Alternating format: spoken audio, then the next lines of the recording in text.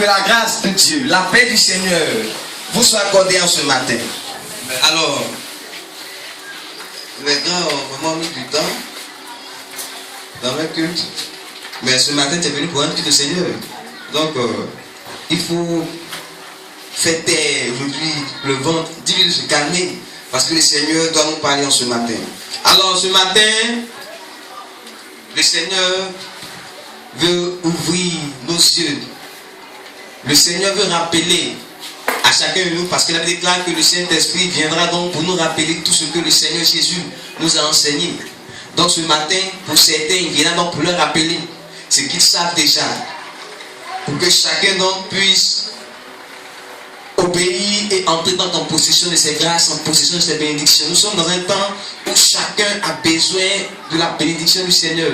Il n'y a pas quelqu'un ici qui ne veut pas être béni. Si je demandais tout à l'heure qui veut être béni, c'est sûr que tout le monde sans exception va lever la main. Mais il y a des conditions pour obtenir cette bénédiction. Il y a des conditions pour pouvoir obtenir cette faveur de Dieu. Comme la Bible le déclare dans Somme 123, si j'ai bonne mémoire, que les yeux du serviteur sont fixés sur la main du maître. Lorsque les yeux sont fixés sur la main du maître, c'est pour recevoir donc quelque chose de la part du maître. La main du maître représente la grâce, représente la faveur. Lorsque le maître te tend sa main, il te tend sa grâce, il te tend sa faveur. Et ce matin, tu as besoin de la grâce du Seigneur, tu as besoin donc que le Seigneur soit avec toi dans tout ce que tu es en train d'entreprendre, pour que tout cela donc effectivement puisse réussir. Parce que si l'Éternel n'est pas dans ce que tu entreprends, il est sûr que cela ne connaîtra pas de succès. Voilà pourquoi ce que la Bible dit, que si l'Éternel ne bâtit la maison, ceux qui la bâtissent travaillent en vain. Et si l'Éternel ne garde la ville, ceux qui la gardent donc veillent en vain. Tu as besoin donc de la grâce du Seigneur, tu as besoin que le Seigneur soit donc avec toi dans ce que tu entreprends, pour que le succès t'accompagne. Si tu es d'accord avec moi, tu me dis Amen. Amen. Alors, donc, je vais vous parler donc de quelques conditions pour la bénédiction. Nous allons tirer donc ces conditions-là de 1 Roi, le chapitre 18, à partir du verset 41.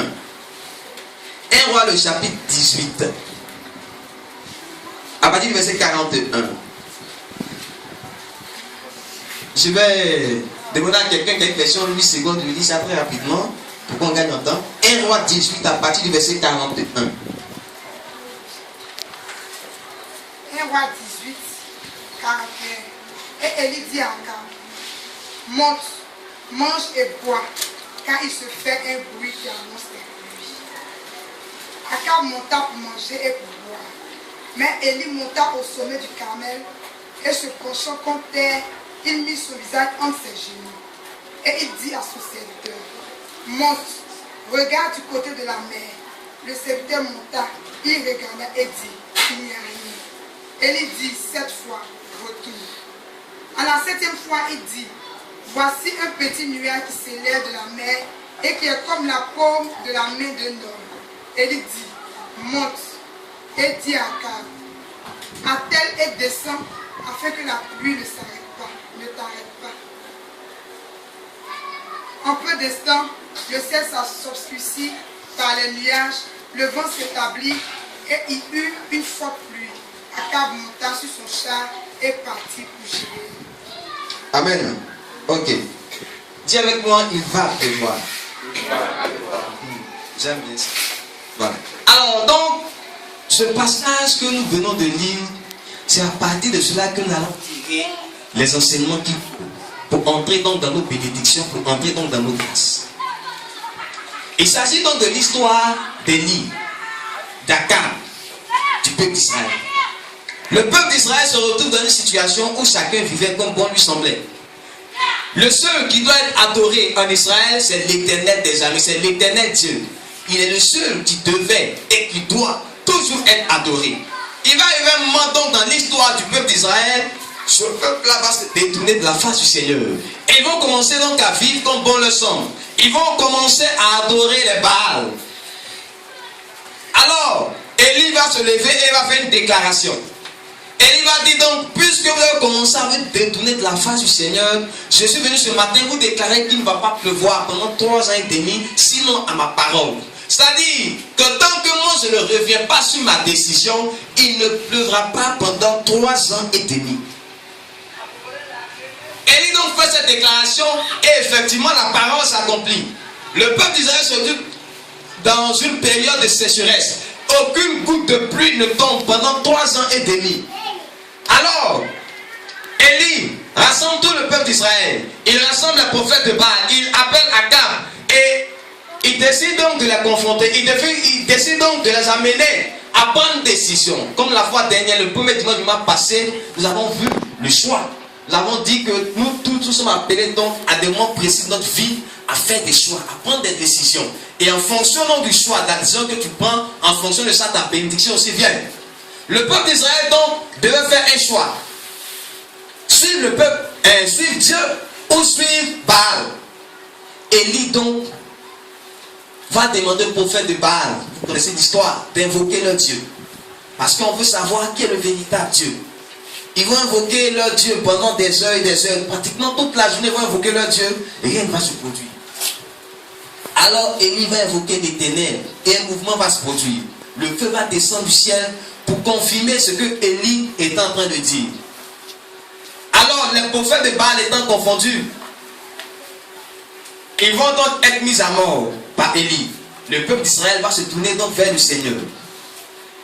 Puisque les données ont changé, Élie donc appelle Akab et lui dit, va, mange, parce que il y a un bruit qui annonce la pluie. Alors, Akab va obéir à la voix du Seigneur, par son prophète bien sûr. Akab va faire ce que Élie demandait. Mais la Bible déclare que Élie va se retirer dans la présence du Seigneur. Sur donc au sommet donc du mont Carmel, il va commencer à prier. Il prie et il dit à son serviteur, sort, regarde les nuages, regarde qu'est-ce qui se passe. Le serviteur sort, il regarde, il ne voit rien. Il revient, il dit, ah, prophète, il n'y a rien. Il prie encore, il va. 7 fois. Et la 7e fois, il dit quoi? Il dit, voilà, une petite nuée, comme la paume de la main d'un homme qui monte de la mer. Alors, Élie va dire que c'est le seul élément dont j'avais besoin pour arrêter ma prière. Je sais que je suis exaucé. Il va donc pleuvoir. La pluie ici symbolise la bénédiction pour nous enfants de Dieu. Et même le peuple d'Israël dans cette période-là, la pluie était bénédiction parce que l'eau était devenue rare. Alors, venez comme ça, puis on vous dit qu'il va pleuvoir. Tout le monde est content parce que s'il pleut, ça revient à dire que notre semence dans les champs va commencer donc à germer. Et donc c'est sûr que dans quelques temps, nous allons récolter. On ne peut rien faire sans l'eau. Mais un homme ne peut pas vivre sans l'eau. Donc, la pluie qui allait venir annonçait pour eux la bénédiction. Mais pour qu'ils puissent entrer dans cette bénédiction, pour que cette pluie puisse venir, il y a eu plusieurs étapes. Et à partir donc de ce passage, nous allons comprendre cela. La première des choses que le peuple d'Israël a fait, le peuple d'Israël s'est tourné vers le Seigneur par la repentance. Lorsque nous prenons toujours le même chapitre, 1 Roi 18, lisons le verset 39. Verset 39. Quand tout le peuple vit cela, ils tombèrent sur leur visage et dirent, c'est l'Éternel qui est Dieu. Ok. C'est l'Éternel qui est Dieu. Le peuple d'Israël s'était détourné de la face du Seigneur. Et puisque Dieu a démontré sa puissance, puisque Dieu a confondu les prophètes de Baal, la Bible déclare que le peuple d'Israël va tomber donc face contre terre et va déclarer que c'est l'Éternel qui est Dieu. Il décide donc de reconnaître que l'Éternel est Dieu. Baal donc est un faux Dieu. Ils vont donc se poser face contre terre et vont confesser que l'Éternel est Dieu. La première des choses pour que tu puisses entrer dans une quelconque bénédiction, la première des choses pour que Dieu puisse approuver ce que tu fais, ce que tu es, pour que Dieu puisse t'accorder sa grâce, la première des choses, tu as besoin de te tourner vers le Seigneur. C'est parce que le peuple d'Israël s'était détourné de la face du Seigneur que Dieu avait fermé le ciel. Le ciel peut être fermé de dessus ta tête si tu te détournes de la face du Seigneur. Si tu refais d'obéir à la voix de l'Éternel ton Dieu, il est sûr et certain que le ciel te sera fermé. Tu vas fournir assez d'efforts. Tu vas te réveiller très tôt le matin pour fournir assez d'efforts. Tu vas dormir très tard, mais tu vas récolter peu parce que le ciel est fermé. Tant que tu ne vas pas te tourner vers le Seigneur pour reconnaître que l'état dans lequel tu es n'est pas un bon état, donc il faut que tu reviennes au Seigneur, le ciel te sera toujours fermé. Quels que soient les moyens par lesquels tu vas passer, il est sûr que ces moyens ne vont pas produire un résultat. Un très bon résultat. Le résultat auquel tu t'attends, tu ne vas pas obtenir ce résultat-là tout simplement parce que tu t'es détourné de la face du Seigneur. Ils ont commencé à adorer les Baals, ils ont commencé à se tourner vers d'autres dieux. Il est normal que le ciel soit fermé. Au lieu dans quelle situation tu te trouves? Tu jeûnes, tu pries, oui, pour quelque chose de précis. Pour le mariage, pour le travail, pourquoi encore la promotion, l'enfantement, ainsi de suite. Mais tant que tu ne vas pas revenir au Seigneur, il est sûr que le ciel restera toujours fermé. Tes 10 jours de jeûne, tes 40 jours de jeûne, tes moments de prière, tous les efforts que tu vas fournir ne vont pas aboutir parce que le ciel est fermé. Si Dieu est contre toi, qui peut faire quelque chose pour toi? Par contre, si Dieu est pour toi, personne ne peut quelque chose sans toi. Donc il est important que frère, chacun nous revienne au Seigneur. Tant que tu ne vas pas revenir au Seigneur, que tu vas demeurer dans ton état de péché, il est sûr que ta situation ne changera pas. Tu resteras le même. Va voir le plus grand prophète de la terre, le plus grand bishop. Il va faire des déclarations sur ta vie. Ces déclarations ne vont jamais s'accomplir parce que le ciel est fermé. Tu as besoin de revenir au Seigneur. Tu as besoin ce matin de te tourner vers le Seigneur. Comprends une chose. Quelle que soit la situation dans laquelle tu es, le Seigneur t'aime. Et veut que tu sortes de là. La Bible déclare que Dieu ne rejette jamais celui qui vient à lui. Tant que tu reviendras au Seigneur, quel que soit ce que tu as fait, même si c'est si grave que ça, si tu reviens au Seigneur, comme le peuple d'Israël, et que tu reconnais que c'est l'Éternel qui est Dieu, et que tu as mal agi en te détournant de sa face, il est sûr que le Seigneur va t'accorder sa grâce. Pourquoi est-ce que la Bible dit que tous sont péchés, sont privés de la gloire de Dieu? Tant que tu demeureras dans cet état de péché, ne t'attends pas à recevoir quelque chose de la part du Seigneur. Parce que celui qui doit bénir, tu t'éloignes de lui, tu désobéis à ce qu'il te dit. Donc, tu t'attends à recevoir quoi de lui? C'est pas possible. Un enfant qui ne respecte pas ses parents, ça m'étonnerait que ses parents puissent plus accorder ce qu'il veut. C'est pas possible. En tout cas, avec Dieu, c'est comme ça. Tu seras toujours privé de la gloire de Dieu, des grâces du Seigneur, des bénédictions du Seigneur, parce que tout simplement tu vis mal, parce que tout simplement tu es détourné de la voie du Seigneur. Il est important donc que chacun de nous revienne au Seigneur. Si tu t'es détourné de la voie du Seigneur, je t'encourage ce matin à revenir vers le Seigneur. Tu tends toujours la main. Il est prêt à te faire du bien. Avec Dieu, il n'est jamais trop tard. Il sera tard lorsque tu seras en face de lui. Sinon, pour l'instant, il n'est pas encore tard. Tu peux revenir au Seigneur. Si tu reviens au Seigneur, cœur sincère, le Seigneur va t'accorder sa grâce. Il va t'accorder sa faveur. Premier élément donc, revenir au Seigneur avec un cœur repentant. Deuxième élément, le verset 40. Lis-nous le verset 40. Verset 40. Saisissez les prophètes de Baal, leur dit qu'aucun d'eux n'échappe. Et il les saisit. Et il les fit descendre au torrent de prison où il les égorgea. Ok. Donc, deuxième élément, c'est la destruction des œuvres du diable. Pour que Dieu puisse t'accorder sa grâce, après que tu sois repenti, il est important que les œuvres du diable dans ta vie soient détruites. Tant que les œuvres du diable ne sont pas détruites, il est sûr que chaque fois tu vas retourner vers ces faux dieux. Il est sûr que chaque fois tu vas retomber dans le même péché. Voilà pourquoi il y a certaines personnes qui vont te dire que hier, j'ai fait telle chose, vraiment je me répands, il pleure. Mais demain, bizarrement, il n'arrive pas à comprendre, il fournit tous ses efforts, mais il ne s'en sort pas, il retombe toujours dans le même péché. Tout simplement parce que les œuvres du diable ne sont pas encore détruites dans sa vie. Tant que les œuvres du diable ne seront pas détruites dans ta vie, il y a comme un lien. Donc, c'est vrai, pendant quelques temps, tu te sentiras à l'aise, tu vas bien vivre ta vie chrétienne, mais un moment viendra où tu te sentiras comme une corde qui te retire, qui te tire en arrière. J'ai parlé à la fois des réclamations, on va pas trop revenir là-dessus. Mais il faut que les œuvres du diable soient détruites dans ta vie.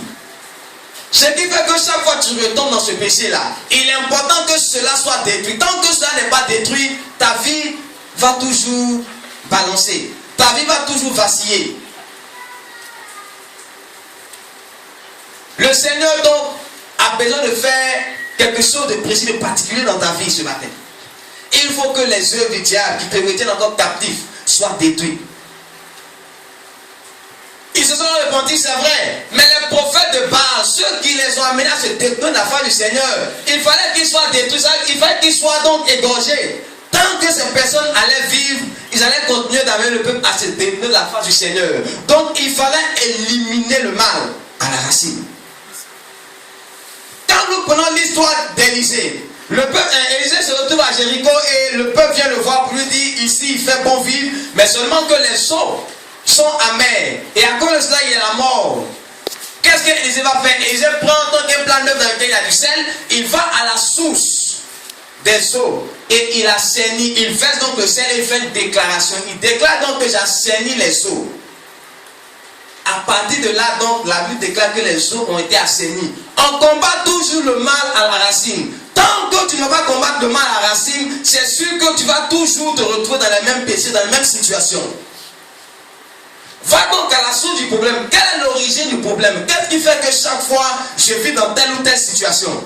Quand tu as découvert l'origine, il est sûr que si tu pries donc pour briser les liens, pour détruire donc cette forteresse-là, tu seras réellement libre. Et c'est sûr que tu ne vas plus jamais retomber dans les mêmes choses.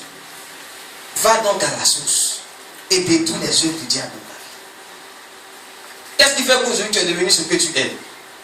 Qu'est-ce qui fait qu'aujourd'hui tu n'arrives pas à être ce que Dieu veut de toi? Quand tu vas découvrir cela et que tu vas prier, il est sûr que ta vie va connaître des changements. Donc, premier élément, on a dit c'est. Premier élément, c'est. Revenir au Seigneur avec ton cœur repentant. Deuxième élément, la destruction donc des œuvres du diable. Troisième élément, pourquoi on gagne en temps? Prenons toujours un roi, 18 toujours, prenons le verset 43.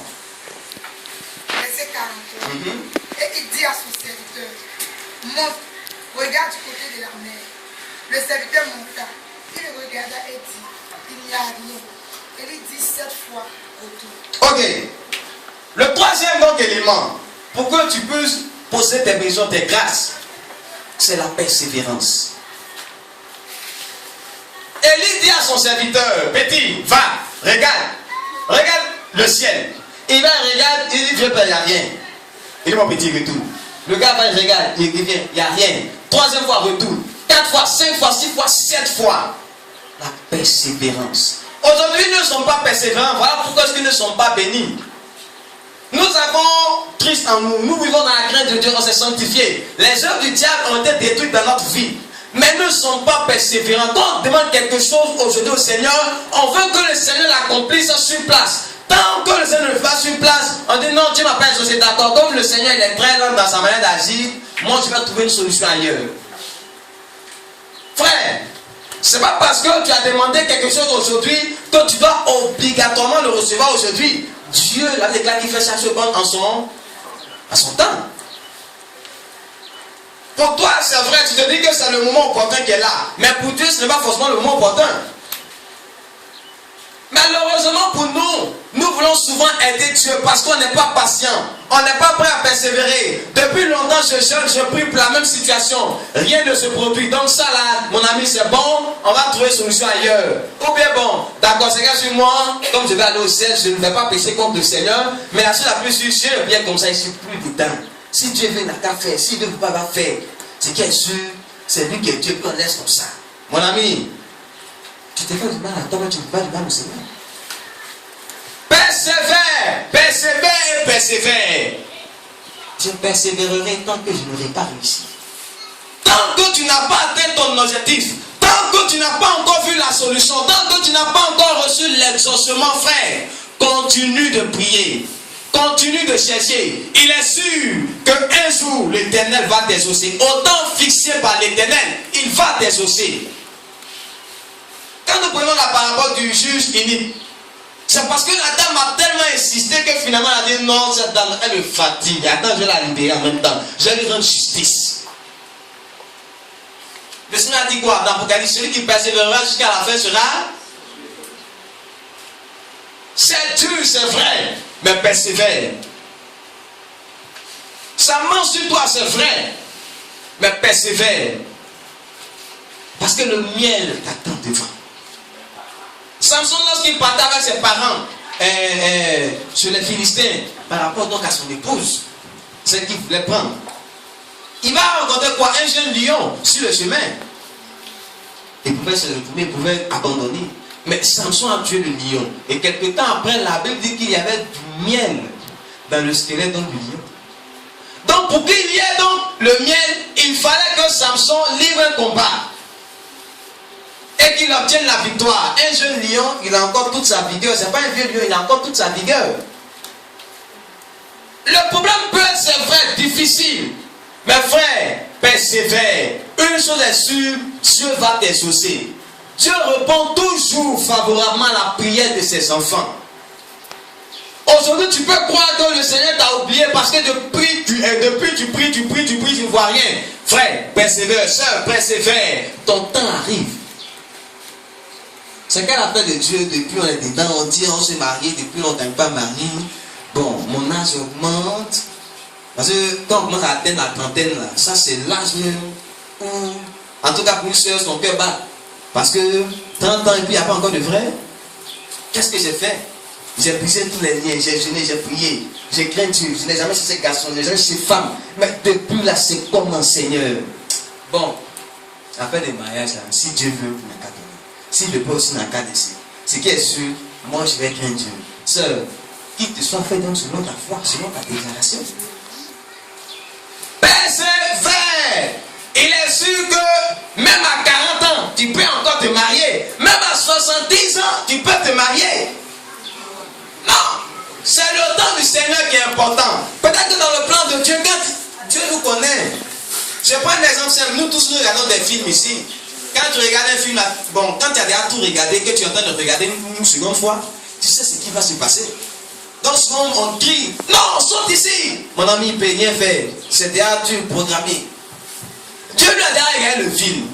Quand il sait qu'en temps normal, à toi, si c'est à 25 ans, le type va tellement te frapper que c'est pas bon. Tu as abandonné la foi. Donc il dit, non, attends, recaler ça un peu. Toi, tu ne connais pas ça. Tu n'as pas encore vu le film. Donc reste tranquille. Il dit, non, c'est 70 ans qui est bon pour toi. Attends, 70 ans. Non, je ne suis pas en train de dire que tu n'as pas te marier. Alléluia. Alléluia. Je ne suis pas en train de dire que tu as. Non, tu t'es marié très chez nous. Persévère. C'est comme un professeur, lorsqu'on était en 4e, je crois, non, en 3e. Notre professeur de musique nous disait, non, écoutez, vous-même savez qu'il y a plus de femmes sur la terre que d'hommes. Donc, il est normal que si toutes les femmes ont droit au mariage, donc ça revient à dire qu'il faut tenir la polygamie. Sinon, il y a des femmes qui ne vont jamais se marier. C'est ce que lui dit. C'est ce qu'on ne va pas dire pour éviter. Mais il dit, bon, ça c'est un mystère, parce que même quand, dans le domaine de l'élevage, nous on a fait un peu d'élevage, c'est comme ça, même dans le domaine aussi, dans le domaine de l'élevage, quand il y a naissance, il y a plus de femelles que de mâles. Donc c'est comme ça qu'on va faire la chose. On fait comme. Ce qui est sûr, tu vas te marier. Mais seulement il faut persévérer. Attends le temps de Dieu. Il ne faut pas prendre des raccourcis, parce que souvent il y a des raccourcis qui nous rattrapent. Hein? Non, depuis là, il ne fait pas. Bon, moi aussi j'ai 35 ans. Je sais que je ne vais plus me marier. Donc, peut-être que je ne vais plus me marier, c'est quel frère qui a m'écrit. Il faut que peut-être que c'est un gars qui a perdu sa femme. Moi, je ne suis pas prêt à prendre un gars comme ça. Donc, ce qu'on va faire, on va trouver un arrangement. Seigneur, tu m'excuses pour ce que je vais faire. Mais comme tu sais que maman compte sur moi, je suis la seule fille de la famille. Donc, je vais faire tout en Égypte comme Abraham. Je vais me faire au moins un enfant et je reviens. C'est que je serai une bonne ouvrière, un bon chrétien, au moins ils allaient me faire un enfant, ce sera même ma consolation. Alors quand je le regarde comme ça, je sais moi que je n'ai pas eu de mari, mais au moins j'ai un enfant. Sœur, persévère. Dieu n'a pas dit que tu ne vas pas te marier. Donc pourquoi vouloir prendre un raccourci de ce genre? Bon, d'accord, souvent que tu le fais. Dieu dit l'enfant ne va même pas vivre. Maintenant tu fais comment? Donc tu as passé ton temps de chaque fois avant l'enfant, il meurt. Reste tranquille. Attends le temps de Dieu. Touche simplement ton voisin et dis-lui, attends le temps de Dieu. C'est important, mon frère. Diplôme, tu es en train de chercher depuis là. Tu cherches, tu ne gagnes pas. Tu cherches, tu ne gagnes pas. Il y a une qui m'a appelé. Elle a fait bac là 7 fois. Donc c'est la 8e fois, elle m'appelle. Elle dit, frère, il faut prier. Le Seigneur doit te souvenir de moi. J'ai dit, t'inquiète pas, le Seigneur va le faire. Je le déclare sur ta vie. Il va le faire. Alors, souvent, les déclarations, ça ne prend pas comme ça. Il faut déclarer quoi, c'est important. J'ai dit, j'ai prié. La liste est sortie. Il n'y a rien. 8e fois. Mais persévère. Une chose est sûre. Dieu va répondre favorablement. On n'a pas de quelqu'un qui a fait 7 fois pas, c'est la 7e fois qu'il a eu, mais aujourd'hui il est devenu quelqu'un de grand. Quand aujourd'hui on parle de Francis Baudier, on nous a dit qu'il n'a même pas eu le bac. Mais aujourd'hui, là, quand on parle des professeurs de droit, les meilleurs en Afrique, là, on dit son nom. Bon, on ne peut pas faire politique, hein. C'est juste un exemple, c'est un diplôme. Persévère. Ce n'est pas parce que tu as échoué aujourd'hui que ça veut dire que tu n'es pas dans ce que tu es en train d'entreprendre. Si tu as été convaincu par le Seigneur que ce que tu entreprends est bon, mon frère, ma soeur, fais-le, continue. Tu peux échouer 1 fois, 2 fois, 3 fois, mais rien ne dit que ça sera pour l'éternité. Tôt ou tard, Dieu va répondre favorablement. Persévère. Tu entreprends une activité, quand ça ne marche pas, non, on dirait que Dieu n'est pas dedans. Pourquoi les autres font ça marche et puis pour moi, ça ne marche pas? Le frère en Christ, moi, je suis plus spirituel que lui. Mais j'ai fait pour moi, ça ne marche pas. Plus il fait, ça marche. Dieu n'est pas dedans. Il faut aller ailleurs. Donc finalement, il y a certains même qui ont plusieurs métiers. Lui, il a fait soudure. Après, il a fait quoi encore? Cabine. Il laisse cabine là. Il s'en va faire élevage. Il laisse élevage. Il ne sait pas ce qu'il veut. Mon ami, si Dieu t'a convaincu que c'est dans l'élevage qu'il doit réussir, même si aujourd'hui tu as échoué, tu n'as plus rien, continue de persévérer. Cherche, trouve. Jamais n'abandonne. Une chose est sûre, le Seigneur va répondre un jour favorablement. Et ce qui est intéressant dans ce film, c'est que quand le Seigneur répond favorablement, toutes ces années que tu as perdues là, il te permet de rattraper ça. C'est ce qui me plaît sur le Seigneur, quoi. Quand tu lis Joël 2 à partir du verset 28 là-bas, il dit qu'il va faire quoi? Il va te permettre donc de rattraper toutes ces années qu'on dévorait, et la sauterelle, le gelec, ainsi de suite. Toute l'armée donc qu'il avait envoyée contre toi. Il te permet toujours de rattraper ces années. Tu as fait 10 ans. Tu cherches, tu ne trouves pas. Chaque fois, c'est échec. Tu investis, ça échoue. Tu investis 100 000, 200 000, 300 000, ça échoue. Le jour, ça va prendre. Parce que Dieu l'aura décidé. Dans un seul mois, ce que tu as perdu en 10 ans, tu vas gagner plus que ça. C'est comme ça. Donc, il faut persévérer. Si Élie devait suivre, d'abord son petit, même en temps normal, c'est quel gars ça? Depuis on prie, tu pries, ça marche. Il faut laisser. C'est qu'elle suit autant de Dieu, vous aime bien ça. Autant de Dieu, Dieu va faire. Mais il a persévéré dans la prière. Et son serviteur aussi a été vraiment aussi patient. Il marche sur moi, il se regarde, il n'y a rien. Il va, il n'y a rien. 7 fois, il a persévéré. Il a pris le temps de véritablement prier. Il n'a pas abandonné. C'est pas 1 heure, 2 heures. Il a pris vraiment du temps. Parce qu'il voulait que Dieu l'exauce. Ça va quand j'ai prié, Dieu m'exauce le lendemain. Mais bizarrement, ces 2 jours-là, quand j'ai pris maintenant, je sais que je n'ai pas péché, mais maintenant, Dieu ne m'exauce plus comme ça. Ça fait au moins des mois, mais ça fait des années. Moi, ce que j'ai prié, je ne vois plus. Je ne comprends pas. Mon frère, persévère. Persévère. Il y a un temps pour toutes choses. Avant, Dieu me parlait, mais 2 jours-là, Dieu ne me parle plus. Je ne sais même pas, entre ce que je n'ai pas péché. Persévère. Dans le silence de Dieu, il y a un message. Un jour, si Dieu encore me fait grâce, je parlerai du silence de Dieu. C'est véritablement important. Donc, il est important de persévérer. Dis avec moi, je persévérerai tant que je n'aurai pas réussi. Je persévérerai tant que je n'aurai pas atteint mon objectif. Alors, après cela, le quatrième élément, c'est 1 Roi 18, 44. À la 7e fois, il dit, voici un petit nuage qui s'élève de la mer et qui est comme la paume de l'homme. Et il dit, monte et dit à Akab, attelle et descend, afin que la pluie ne t'arrête pas. Ok. Quand je préparais le message, ça c'est un message que j'ai reçu il y a très longtemps, le thème que j'avais choisi, c'était le petit nuage qui est comme la paume de la main de l'homme. Élie va persévérer dans la prière. La 7e fois, son serviteur vient et lui dit, j'aperçois un nuage, mais ce nuage est très minuscule. Il est comme la paume de la main de l'homme. Bon, on sait jamais, peut-être qu'on va bien français. La paume, c'est ça, non? N'est-ce pas? Entre nous, ça là, dans le ciel. D'abord, est-ce qu'on peut bien voir ça? Nuage qui est comme la paume de la main d'un homme.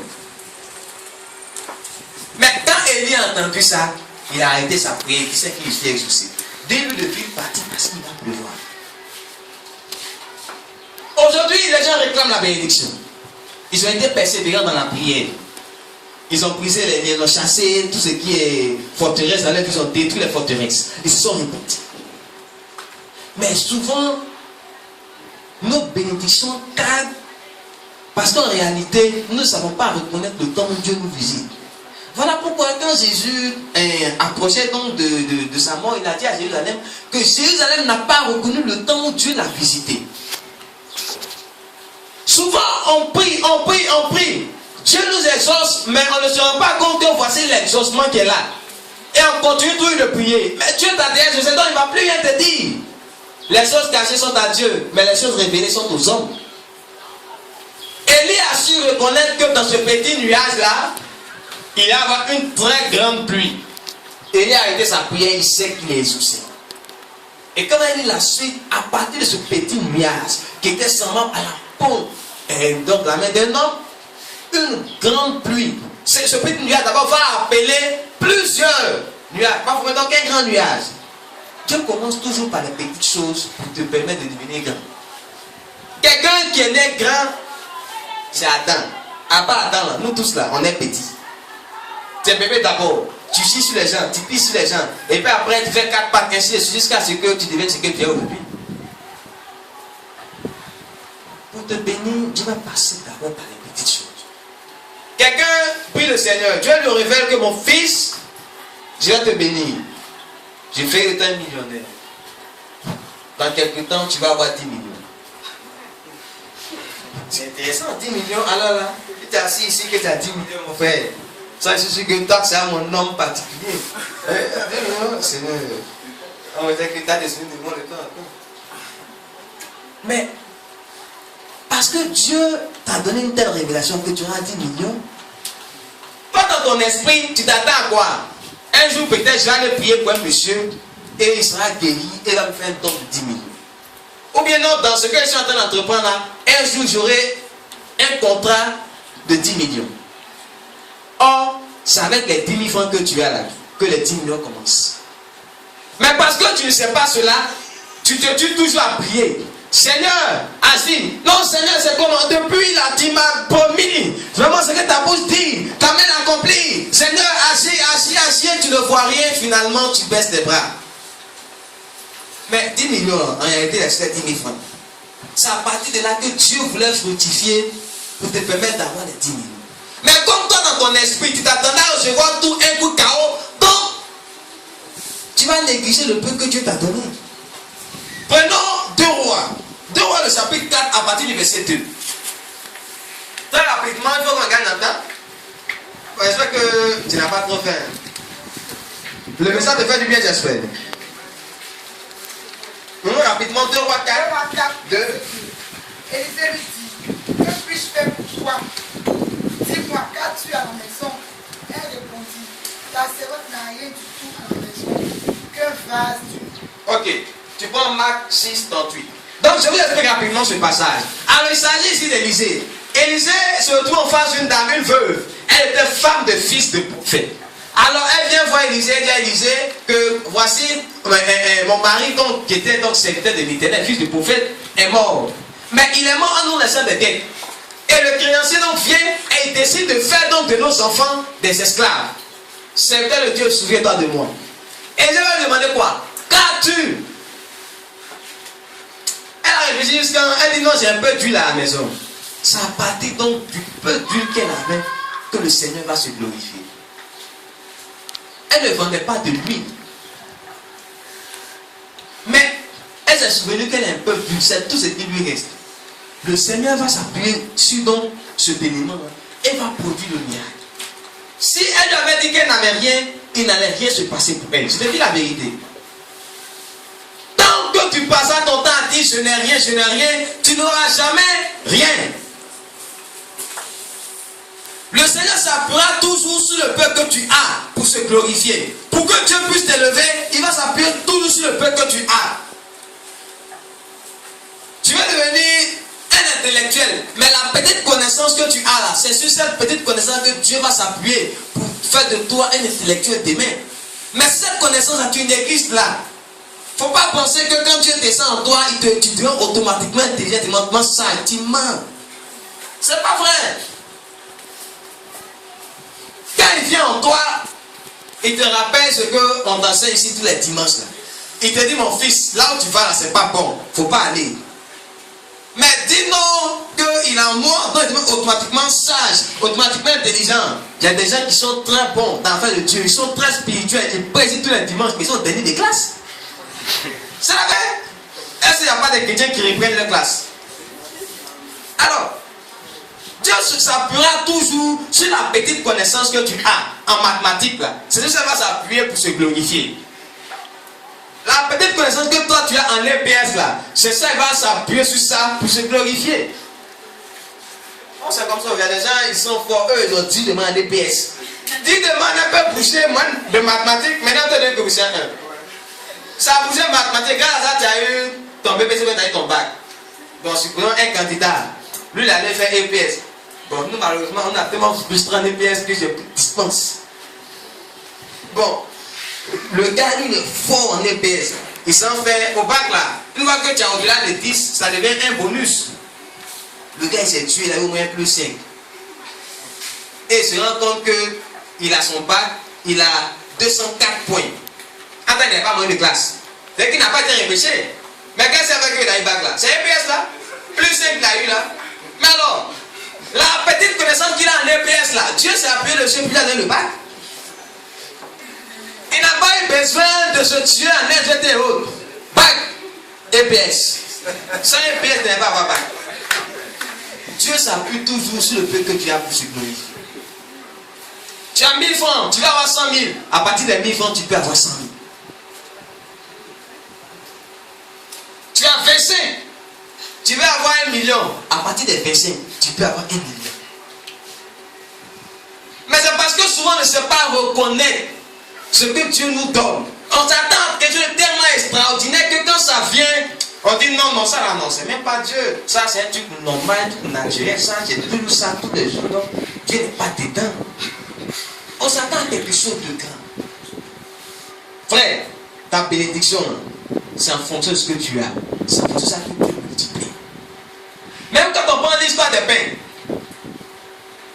mais c'est en fonction de ce qu'ils avaient. Si le petit n'avait rien, la manne n'allait pas tomber du ciel. La manne tombait du ciel au temps de Moïse. Maintenant, si la manne ne tombe plus du ciel, Dieu s'appuie toujours sur ce que tu as pour te glorifier. Même je crois bien qu'Élisée aussi a multiplié des pains. Lorsqu'il était avec les fils de prophètes et qu'il y avait donc la mort dans le groupe. Donc c'est une expression. Il a multiplié le pain. Son serviteur lui a dit, ah, personne, c'est trop petit. Le nombre de pains, il y a plus de 100 personnes et plus ça là. Il n'y a même pas assez de pain. Il dit donne qu'il mange. Il en aura jusqu'à un, il en aura du reste. Il a eu du reste. Dieu s'appuie sur qui était là. Un peu que tu gagnes, tu dilapides.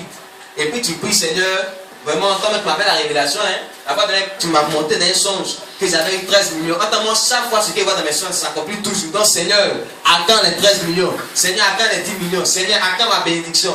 Mon ami, c'est un peu que tu viens là. C'est sur ça qui va se baser pour se glorifier. Maya, c'est le même chose. Il faut lire le verset là. Maya, c'est la même chose. C'est un peu que tu viens là. C'est ça qui va se baser pour les Maya. Et il a dit, combien avez-vous de pain? Allez voir, ils sont satisfaits. Ok, merci. Merci. Donc, vous voyez, le miracle des pains, c'est en fonction du pain qu'ils avaient, c'est ça que Dieu s'est glorifié. Donc je dirais, Maël aussi c'est la même chose, ça veut dire que tu as là. Que Dieu a dit. J'ai dit, toi tu as une soeur, tous les jours c'est toi qui fais pas là. Attends, tu t'attends à ce que Dieu te donne qui? Non. Ah, derrière c'est là aussi. Non, il faut qu'on se dise la vérité. Dieu là, il va te dire ce que tu mérites. Non, non, après se tuer, Seigneur, vraiment, aide-moi. On fait tout pour être pieux. Pieux un Z, X, ça va faire S, tout ça. On fait tout ça là. Et puis toi, tu es là, tu fais façon. On va t'entendre, tu fais façon. Mais Seigneur, vraiment, souviens-toi de moi. Le frère Xavier. Seigneur, je veux le frère Xavier. Tu sais qu'il travaille au port. Toi qu'il est un peu. Seigneur, entends toi-même là. Quand on te donne 10 000, on dit qu'il faut faire telle chose. L'argent, tu viens faire dedans. Tu viens dire non, vraiment. Tu sais déjà mais comment ça marche plus. Il finit, mon ami, la soeur, il faut rester là. Dieu a donné un frère aussi qui passe son temps à s'entêter. Les vivre des têtes. C'est comme ça. Un frère aussi, bon, vraiment, lui aussi, il est bizarre. Il va prendre bizarre. Non, c'est une vérité que je suis en train de te dire. Parce que le gars va passer son temps en train de prier, puis Dieu va donner un homme ou bien une femme qui va faire encore saigner son cœur et tous les jours il est là. Et Seigneur, moi, pourquoi tu donnes une femme comme ça? Oh Seigneur, pourquoi? Je ne pense pas que Dieu. Non. Tu es trop juste. Si Dieu l'a fait, c'est que le frère là, ou bien la soeur là, il s'est précipité. Voilà. Sinon, c'est Dieu qui doit te donner là. Va d'une soeur qui est bien, ou bien un frère qui est bien. Bon Dieu, merci, vous tous ici, vous êtes bien. Les soeurs vont bien. Dites amen. Amen. Mais attends, quelle soeur qui n'est pas bien? Toutes les soeurs sont bien. Les frères aussi sont bien. En tout cas, c'est écrit, vous ne pouvez pas refuser. Merci bien.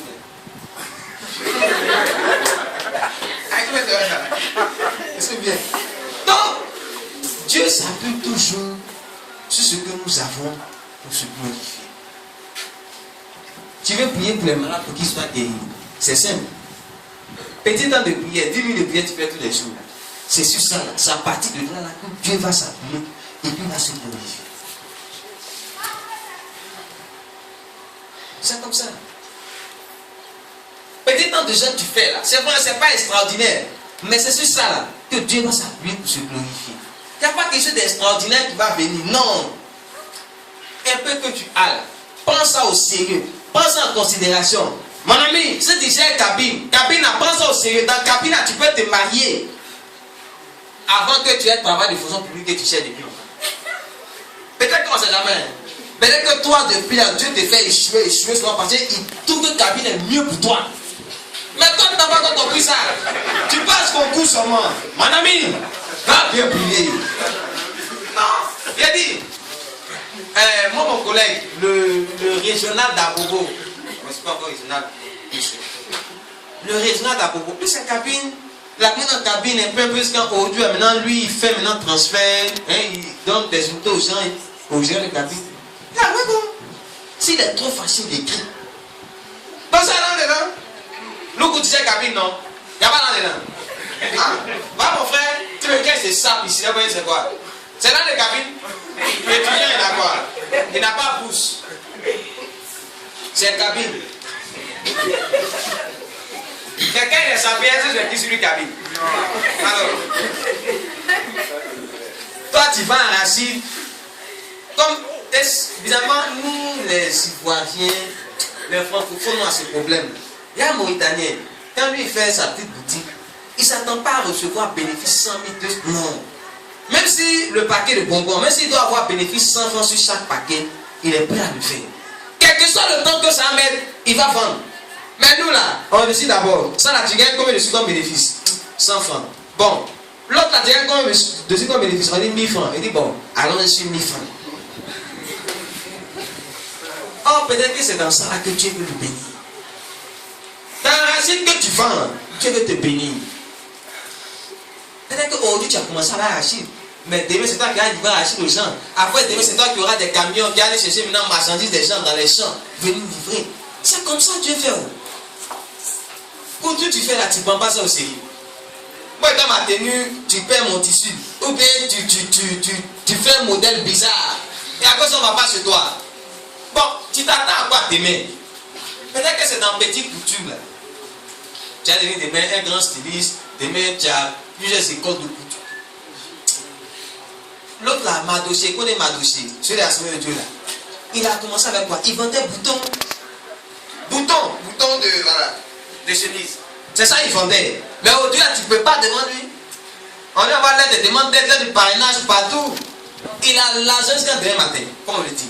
Il a plusieurs pressings. En tout cas, il a des librairies, tout ça. Donc pas des librairies Ebenezer là, c'est pour lui.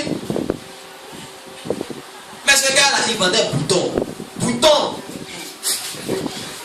S'il voulait faire comme nous, boutons, ça comme il a comme bénéfice. Les gens même ça marche pas, ils prennent un crédit. Et pour pouvoir te payer même là, c'est difficile. Mon ami, on va laisser. Mais lui, il a persévéré. Il a pris ça au sérieux parce que lui voyait sa bénédiction. Il ne voyait pas ce qu'il vivait au temps présent, mais il regardait à l'avenir. Il se disait qu'à partir de ça, là, Dieu allait le lancer. Quand tu veux sauter là, tu as trouvé ce mais tu vas prendre appui. L'élément sur lequel tu prends appui là, c'est ce qui te permet de t'envoyer loin. Lui, il a décidé de prendre appui sur le bouton. Il s'est dit que c'est ça là qui va le permettre d'être prospère. Il est devenu prospère. Tous ceux qui sont devenus grands dans la vie ont commencé avec quelque chose de petit, avec quelque chose d'insignifiant. Il y a d'autres même qui ne sont même pas là à l'école. Mais aujourd'hui, on est quelqu'un dans le pays, quelqu'un dans la société. On n'a pas fait fétiche. Et maintenant, quand on voit quelqu'un qui arrive ici, maintenant c'est quelqu'un qui a une formation. J'aime bien ça. Mais avant d'être formation, il faut comprendre aussi quelque chose. Le diable ne prend pas les gens qui ne sont pas intelligents. Le diable ne prend pas les gens qui n'ont rien. Je te dis la vérité. Un joueur de football ou bien un élève qui va voir un féticheur qui lui dit non, moi je vais être fort dans le football. Si tu ne sais pas jouer le ballon, tu ne sais pas dribbler, pour pouvoir te donner un service à rien. Tu n'as pas bossé ton cours. Et puis tu lui dis non, donne-moi un fétiche qui me permettre d'avoir mon examen. Tu n'auras pas. C'est sûr un peu que tu as, que même le diable va s'appuyer aussi pour te donner ton succès. Voilà pourquoi dans la rose 3, on dit toujours qu'il faut avoir l'argent pour être là-bas. Quand quelqu'un n'a pas d'argent, il peut rentrer dans ces choses-là. Ils vont le tuer. Parce que les documents qu'ils vendent là-bas coûtent tellement cher que si tu n'as pas, tu ne peux pas t'en sortir. Or, une fois que tu as déjà découvert leur secret, tu ne peux pas sortir comme ça, à moins que vraiment Dieu soit avec toi. Donc, si le diable même prend les meilleurs, regardez aujourd'hui les enfants, quand vous regardez Disney Channel, les Anna Montana et autres, mais c'est des gens qui avaient le talent d'abord et à la voix. Et maintenant, le gars, il la regarde, il la façonne. Il transforme cette voix les plus démoniaques en une star. Tous les jeunes sur Disney Channel sont des stars. Mais ils ont quelque chose. Ils ont un petit élément sur lequel le diable s'appuie pour les lancer. Toi, Dieu va s'appuyer sur quoi pour te rendre prospère? Non! C'est à ça que tu dois réfléchir maintenant. Qu'est-ce que tu sais faire? Qu'est-ce que tu as dans la main? Comme Élisa a demandé à Adam, qu'est-ce que toi tu as sur toi? Ce matin, Dieu te demande, tu vas être béni, oui, tu respectes les conditions, mais qu'est-ce que tu as sur lequel le Seigneur peut s'appuyer pour te lancer? Qu'est-ce que tu as sur lequel le Seigneur peut s'appuyer pour permettre que tu sois quelqu'un de prospère, quelqu'un de grand? C'est à ça que chacun nous doit réfléchir. Tu veux être un bishop, tu veux prêcher comme moi et tu deviens sur la chair? Qu'est-ce que tu as? Est-ce qu'au moins tu as une Bible? Est-ce que tu lis au moins ta Bible? Si tu ne lis pas la Bible, tu n'as même pas de Bible, et puis tu es un grand prédicateur demain. Tu as fait comment? Tu fais un message dans le doigt comme ça, et puis Dieu nous parle en son et puis on écrit. C'est faux, hein? Tu lis, et puis quand tu lis maintenant, Dieu te dit un peu, tu tires quelques leçons, et puis en faisant ça, tu donnes ton message. On n'a pas fait ça, c'est pas copier-coller. Je ne sais pas partir écouter un message avec quelqu'un, et puis il y a récupéré, puis tu veux réciter ça. Non. C'est demain matin, je me suis réveillé, puis après écouter la musique, et puis vraiment, Si tu me dis passage, ça ne plus être comme ça. Noter en même temps les différences. C'est comme ça. Dieu s'appuie toujours sur le peu que tu as. Vraiment, sachant reconnaître le temps de la visitation de Dieu. Si ces différents éléments qui ont été cités, il y a un qui te manque, ta bénédiction ne sera pas parfaite. Si ces éléments qui ont été cités, il y a un en tout cas qui fait défaut, c'est maintenant que tu dois corriger ça. Sinon tu vas aller, c'est vrai, mais tôt ou tard ça va te rattraper. Donc il est important de corriger ce qu'il y a à corriger. Il est important de te mettre dans les conditions qu'il faut pour que la bénédiction vienne à toi. Il est important de te mettre dans les conditions qu'il faut pour que la grâce de Dieu vienne à toi. Qu'est-ce que tu as? C'est la dernière question que ce matin, le Seigneur pose à chacun de nous. Oui, tu m'as longtemps invoqué par rapport à ton mariage, par rapport à ton travail, par rapport à une situation particulière que tu es en train de vivre. Mais le Seigneur te demande ce matin, toi-même là, tu veux, qu'est-ce que tu as? Je sais ce que tu veux, mais qu'est-ce que toi tu as? C'est pour ça que certaines personnes, quand tu vas pour leur demander de l'aide, ils vont te demander, mon ami, toi-même d'abord, tu as combien? Quelqu'un qui n'a rien et qui vient te demander de l'aide, moi j'ai donné 100 000 francs pour vous, ma cabine. Si tu dis qu'il n'a rien, si tu lui donnes l'argent, il va rien faire avec. Mais quand au moins il te dit non, ce que si j'ai lutté, qu'il y a 75 000, quand vous complétez 25 000, tu sais que lui là c'est rien de sérieux. Il va dire oui. Mais non, tu as combien? Combien il est rien? C'est que si vraiment il faut faire. De toute façon, il est négligent. C'est comme ça aussi. Ce que tu as donné, il va négliger et ça ne va pas porter du fruit. Voilà pourquoi est-ce que le Seigneur a dit dans le proverbe que le chasseur qui tue donc sa proie et puis qui ne fait pas rôtir sa proie, Dieu le qualifie de paresseux. Mais tu as fourni des efforts, tu as allé, tu as tué. Tu as fait combien de jours en brousse là-bas, tu as tué l'animal. Maintenant tu l'envoies. En tant que maman, on dirait que tu es quelqu'un de courageux. Tu es chef. Mais Dieu dit, si tu n'as pas fait rôtir, c'est que toi là, tu es un paresseux. Frère, sœur, tu veux être béni. Qu'est-ce que tu as? Sur lequel le Seigneur peut s'appuyer pour se glorifier. Il faut bien réfléchir. Tu as forcément quelque chose en toi, ou bien avec toi, sur lequel le Seigneur veut s'appuyer pour te permettre d'être quelqu'un. Si tu réfléchis bien, quand tu vas le trouver, quand tu vas le présenter au Seigneur, le Seigneur va s'appuyer dans tout ça et va t'élever, il va glorifier son nom à travers donc le peuple que tu as. Tu es d'accord avec moi? Tiens-toi debout, acclame le Seigneur. Acclame le Seigneur. Alléluia. Alléluia. C'est pas avec le respect d'esprit. Alléluia. Alléluia. Ok. Donc nous allons prier le Seigneur. Tu as entendu cette parole. Dieu donc a bien voulu parler à ton cœur. Il a bien voulu te montrer certains éléments qui faisaient défaut dans ta vie. Et à cause que ces éléments faisaient défaut, tu n'arrives pas donc à obtenir la bénédiction que depuis longtemps tu recherches. Ce matin, tu vas donc parler à ton Dieu. Si tu sais que tu devais détourner de la voie du Seigneur, tu vas demander au Seigneur de te pardonner, que tu veux revenir à lui. Si tu t'étais déjà repenti, mais il y a quelque chose qui te ramenait chaque fois en arrière, tu vas détruire ce matin ces forteresses. Et levons ensemble la voix et prions le Seigneur. Je vais t'entendre prier le Seigneur.